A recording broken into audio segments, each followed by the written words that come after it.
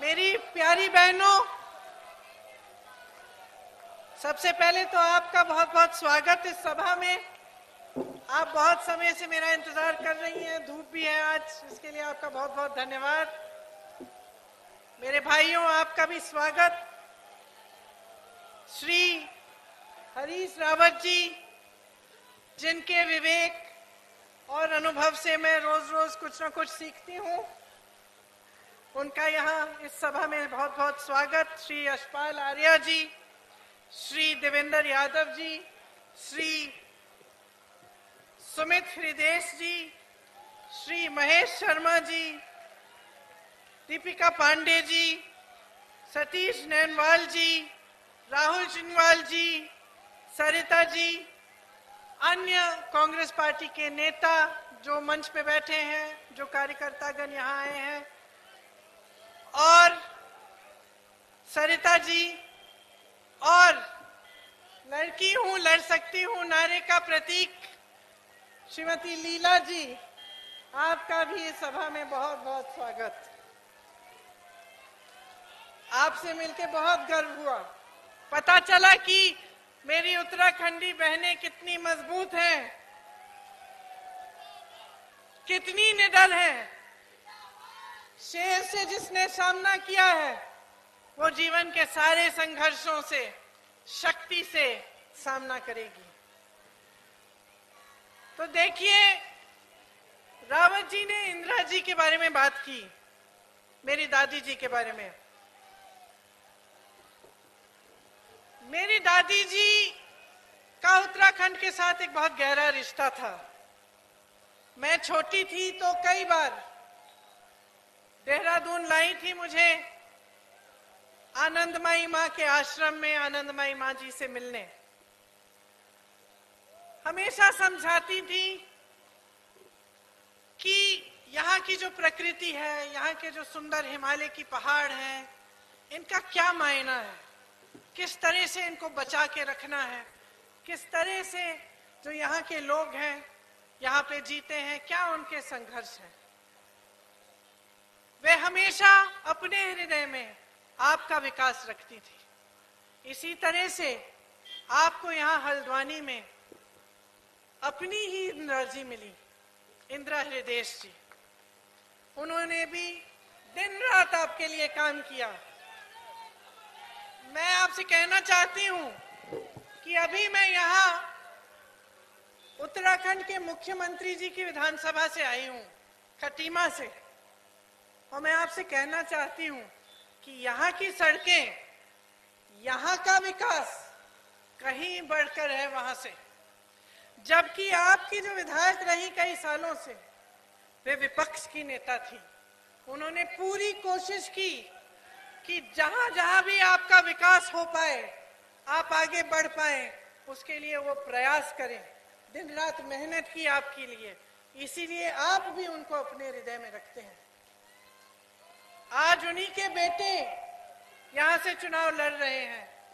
हमें गर्व है कि उनमें भी वही आदर्श है, वही चाहत है आपके लिए दिन रात काम करने की, जो उनकी माताजी के हृदय में थी।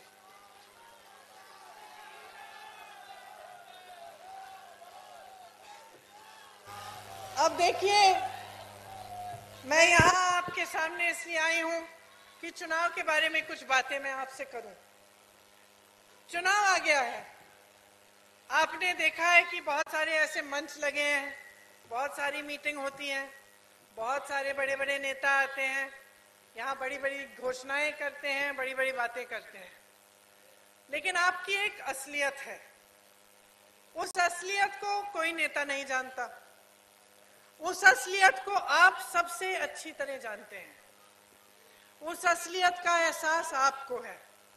जिन परिस्थितियों में आप जी रहे हैं, वो आपसे बढ़कर कोई नहीं जानता है। मेरी बहनें जानती हैं कि कितना संघर्ष करना पड़ रहा है। मेरी बहनें जानती हैं कि समाज का सारा बोझ, महंगाई का बोझ, बेरोजगारी का बोझ, जो किसानों की समस्याएं हैं उनका बोझ कौन उठाता है? मेरी बहनें उठाती हैं। दिन रात खेती में काम करती हैं, घर आकर गृहस्थ हैं तो घर भी संभालती हैं, बच्चों की परवरिश को देखती हैं, अपने पति के साथ मेहनत करके अपने बच्चों की शिक्षा के लिए पैसे इकट्ठा करती हैं, चाहती हैं कि अपने बच्चों का भविष्य मजबूत बने, उज्जवल बने। इसी तरह से जो मेरे किसान भाई हैं वो खुद जानते हैं कि पिछले 5 सालों में क्या क्या संघर्ष देखे हैं। यहाँ उत्तर प्रदेश से लगा इलाका है, सामने आगे उत्तर प्रदेश है, वहां के किसानों ने, यहाँ के किसानों ने, हरियाणा के किसानों ने, पंजाब के किसानों ने आंदोलन क्यों किया, इतना संघर्ष क्यों किया, एक साल के लिए इतने किसान शहीद क्यों हुए, अटल क्यों रहे, अडिग क्यों रहे? क्योंकि वो जानते थे कि इस सरकार की नीतियां क्या है, वो समझते थे कि जिन परिस्थितियों से आज गुजर रहे हैं उनसे कई ज्यादा मुश्किल परिस्थितियां आने वाली हैं अगर ये किसान कानून लागू हुए। वो जानते थे कि इस सरकार की नीयत क्या है। इसी तरह से यहाँ के नौजवान, हाथ उठाइए, कितने नौजवान हैं यहाँ? अच्छा, हाथ नीचे करिए। अब मुझे बताइए कि आप में से कितने ऐसे नौजवान हैं जिनको पिछले 5 सालों में सरकारी नौकरी मिली है? मिली है? सुनाई नहीं दे रहा? नहीं मिली ना? एक भी ऐसा नौजवान है जो इस पूरे हजारों लोगों के बीच में से खड़ा होकर मुझे बता सकता है? एक भी ऐसा नौजवान है जिसे रोजगार मिला? नहीं मिला ना? क्यों नहीं मिला?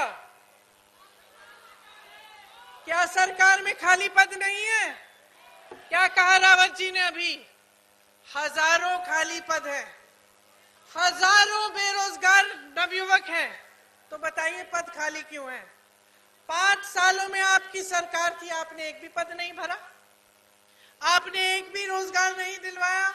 यहाँ पहाड़ है, नदियां हैं, इतनी सुंदर प्राकृतिक सौंदर्य इतना है, पर्यटन के इतने मौके हैं, कैसे मौके बनाए आपने रोजगार के लिए? कोई बताता है? कोई नहीं बताएगा आपको। भाजपा का एक एक नेता ऐसे मंच पर आकर नई घोषणाएं करेगा, ये बताएगा कि कितने रोजगार नए बनाएंगे 5 सालों में, ये कभी नहीं कहेंगे कि कितने बनाए, क्योंकि कह नहीं सकते, क्योंकि बनाए नहीं। चाहे किसानों के लिए उन्होंने जो किया उससे आपकी मुश्किलें बढ़ी, बेरोजगारी बढ़ी।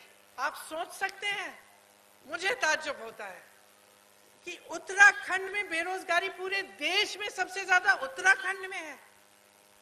अरे उत्तराखंड में इतना हुनर है, तमाम उत्तराखंडी नवयुवक, महिला, पुरुष दिल्ली में काम करते हैं, मैं देखती हूँ कितना हुनर है उनमें। पलायन क्यों हो रहा है? यहाँ के गांव खाली खाली क्यों पड़े हैं? आपको बाहर जाके रोजगार क्यों ढूंढना पड़ रहा है? क्योंकि आपकी सरकार आपको रोजगार का मौका यहाँ अपने प्रदेश में नहीं देती। तो आप किसानों को देखिए, नौजवानों को देखिए, महिलाओं को देखिए, सब की संकटें बढ़ रही हैं। 5 सालों में किसी का संघर्ष कम नहीं हुआ। महंगाई की बात करते हैं, आपको कैसे कैसे घोषणाएं की थी चुनाव से पहले कि कैसे महंगाई नीचे आएगी, कम होगी। आज क्या परिस्थिति है आप बताइए? आपको एक गैस सिलेंडर के लिए कितना देना पड़ता है? यहाँ तो फिर भी 1000 रुपए में आपको मिल जाएगा। पहाड़ों में जाके देखिए, जब तक ट्रांसपोर्ट होता है तो 2000 रुपए में नहीं मिल रहा है। पेट्रोल डीजल के दाम, हर चीज के दाम बढ़ गए हैं, सिर्फ गेहूं और गन्ना और धान का दाम नहीं बढ़ा, वो दाम आपको नहीं मिलेगा। तो सरकार कर क्या रही है? यहाँ प्रदेश की सरकार, केंद्र की सरकार, दोनों सरकारें हैं। डबल इंजन बताया था आपको, डबल इंजन की सरकार है, बड़ी तेजी से, बहुत रफ्तार से विकास आएगा। क्या आया? क्या आया? कुछ नहीं आया। जबकि सब कुछ आ सकता था। तो गड़बड़ है ना कुछ? क्या गड़बड़ है? गड़बड़ ये है कि सरकार की नीयत खोटी है। सरकार की नीतियां इस प्रदेश के वासियों के लिए नहीं बन रही हैं। अगर सरकार की नीतियां आपके लिए बनती तो इतने मौके बनते पर्यटन के लिए, आपके व्यापार के लिए इतने मौके बनते, इतने रोजगार बनते, खाली पद भरे जाते। लेकिन नियत ही नहीं थी ना। नियत क्या थी और क्या है? नियत यही है कि जो बड़े बड़े उद्योगपति हैं, चाहे वो प्रधानमंत्री जी के मित्र हों, चाहे मुख्यमंत्री जी के मित्र हों, बड़े बड़े उद्योगपतियों के लिए, अमीरों के लिए चल रही हैं ये सरकारें। इन सरकारों में गरीबों की कोई सुनवाई नहीं है, किसानों की कोई सुनवाई नहीं है। इसीलिए महंगाई बढ़ती चली जा रही है, इसीलिए आप रोजी रोटी कमा नहीं पा रहे हैं। लेकिन उनके उद्योगपति मित्र हर रोज हजारों करोड़ रुपए कमा रहे हैं। किसान कानून क्या थे आखिर? किसान कानून यही थे कि मेहनत करेगा किसान, खून बहाएगा किसान, पसीना बहाएगा किसान, फायदा होगा उद्योगपतियों का, किसान का फायदा नहीं होगा। तो ये सरकार ऐसी है जिनकी नीयत खोटी है। अगर इनकी नीयत साफ होती तो चुनाव के समय आपको बताते कि हमने ऐसे ऐसे काम किए आपके लिए, हम ऐसा ऐसा करना चाहते हैं। ये नहीं होता कि चुनाव के समय फिजूल के मुद्दे उठाते जिससे आपके जज्बात उगलते, जिसका इस्तेमाल वो करते हैं। जब आपके सामने आके सांप्रदायिक बातें करते हैं, जातिवाद की बातें करते हैं, तो समझ लीजिए आप में बहुत विवेक है, हमसे ज्यादा विवेक आप में है। समझ लीजिए क्या हो रहा है। आंख बंद करके वोट मत दीजिए। समझ लीजिए कि जो नेता ऐसा कर रहा है, जो राजनीतिक दल ऐसा कर रही है, वो सिर्फ और सिर्फ अपने विकास के बारे में सोच रही है। वो नेता ये सोच रहा है कि मैं सत्ता में कैसे रहूंगा, मैं लोगों के जज्बातों का इस्तेमाल करूंगा और मैं सत्ता में रहूंगा। यही हो रहा है आपके साथ। अब जागरूक होने का समय आ गया है। ये समय आ गया है कि आप समझें कि आपको अभी एक ऐसी सरकार की जरूरत है जो आपके लिए काम करे, आपके बच्चों का भविष्य मजबूत बनाए, जो घोषणाएं ऐसी करे जो रख पाए, जिसका अनुभव है, सरकार चलाने का अनुभव है। कैसी सरकार है ये? 5 सालों में 3-3 मुख्यमंत्री, 4-4 मुख्यमंत्री बदलते हैं। कैसी सरकार है? सरकार चलाने का अनुभव ही नहीं है, इसीलिए बार बार बदलाव ला रहे हैं। तो कांग्रेस पार्टी क्या कह रही है? कांग्रेस पार्टी कह रही है हम आपके लिए काम करना चाहते हैं, आपकी सेवा के लिए हम प्रतिबद्ध हैं, हम यहाँ का विकास करना चाहते हैं कि किसानों को गेहूं धान का सही दाम मिलना चाहिए। हम कह रहे हैं कि यहाँ की महिलाओं का विकास होना चाहिए। हमारा जो घोषणा पत्र है इसमें हमने कई चीजें लिखवाई हैं। ये हमने खोखले वादे नहीं लिखे हैं, हमने वही लिखा है जो हम कर सकते हैं। इसमें सबसे पहली बात क्या है कि हम आपकी प्रकृति और आपकी परंपराओं की रक्षा करेंगे। 4 लाख रोजगार दिलवाएंगे। कैसे दिलवाएंगे? जो खाली पद है सबसे पहले उनको भरेंगे, फिर हम एक पर्यटन पुलिस बनाएंगे जो जिसमें खास नए नए रोजगार बनेंगे। फिर हम आपको मदद करेंगे, आपकी सहायता करेंगे कि आप छोटे छोटे यूनिट, छोटे छोटे रोजगार आप शुरू करना चाहते हैं, उसके लिए हम आपको सपोर्ट करेंगे। जिस तरह से सरकार ने छोटे व्यापारियों को, दुकानदारों को इतनी मुश्किल में डाल दिया है, पहले नोटबंदी, फिर जीएसटी, फिर लॉकडाउन, बगैर किसी मदद के, हम जानते हैं, समझते हैं। हम कह रहे हैं कि हम आपकी मदद करेंगे। आपने देखा कि कोरोना में क्या हुआ, झूठ पे झूठ बोला गया, यहां तक कि जो टेस्टिंग है उसके बारे में झूठ बोला गया, आपको स्वास्थ्य सुविधाएं नहीं मिली, कितनी बुरी संकट आई, सरकार ने आपकी मदद नहीं की। इसलिए हम चाहते हैं कि गांव-गांव में स्वास्थ्य की सुविधाएं पहुंचे। इसके लिए हम ड्रोन का इस्तेमाल करेंगे, नई नई तकनीक का इस्तेमाल करेंगे, ताकि गांव-गांव में ही स्वास्थ्य सुविधाएं, दवाइयां, सब कुछ मिले और आपको संघर्ष नहीं करना पड़े कहीं पहुंचने के लिए जब आप बीमार हों। गैस की सिलेंडर की मैंने बात की थी। हम आपको कह रहे हैं, ये प्रतिज्ञा कर रहे हैं कि गैस के सिलेंडर का दाम हम 500 रुपए पर सिलेंडर से ज्यादा अधिक हम होने नहीं देंगे। हम उसको सब्सिडाइज करेंगे, जो जब बढ़ेगा उसको सब्सिडाइज करेंगे।